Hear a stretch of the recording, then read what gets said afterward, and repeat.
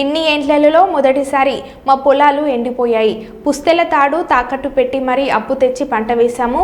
మందు తాగి చావడం తప్ప మాకు వేరే మార్గమే లేదు. రైతులను ఆదుకుంటా అన్నాడు.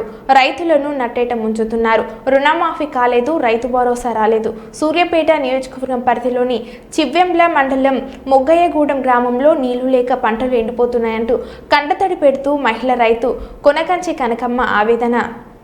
మేము పెట్టుబడి 2 బోర్లు వేసినాం. 2 బోర్లలో సుక్క నీరు రాలేదు. ఉన్న బోర్లు ఎండిపోయినాయి, బావులు ఎండిపోయినాయి. వేసిన నీళ్లు లేకుండా అయినాయి.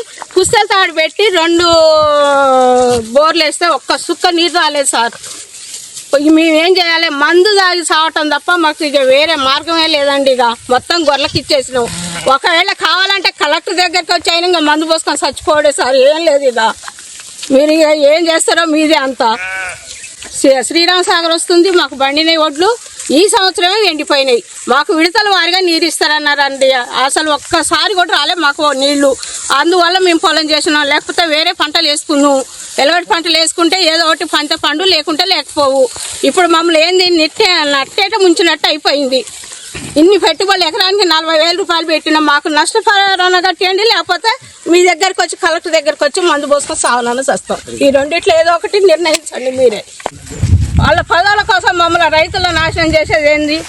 రైతులను ఆదుకుంటా అన్నాడు. రైతు మాఫీ, రుణమాఫీ అన్నాడు. రుణమాఫీ ₹1 రాలేదు. రైతు భరోసా అన్నాడు. రైతు భరోసా రాలేదు. ఇంకా ఏమిచ్చి కాపాడుతాడు ఆయన మమ్మల్ని? రుణమాఫీ నా ఇంట్లో 4 ఉన్నాము. పిల్లగాళ్ళు ఏర్పడిపోయిండు. పిల్లగాడికి రాలేదు, మాకు రాలేదు, ఈయనకు మా ఆయనకు రాలేదు. ఒక్కళ్ళ ఉంటే ఒక్కళ్ళకి, 4 ఉంటే ఒక్కళ్ళకన్నా రావద్దా సార్? ఇంకా ఎవరికి చేసిండు రుణమాఫీ?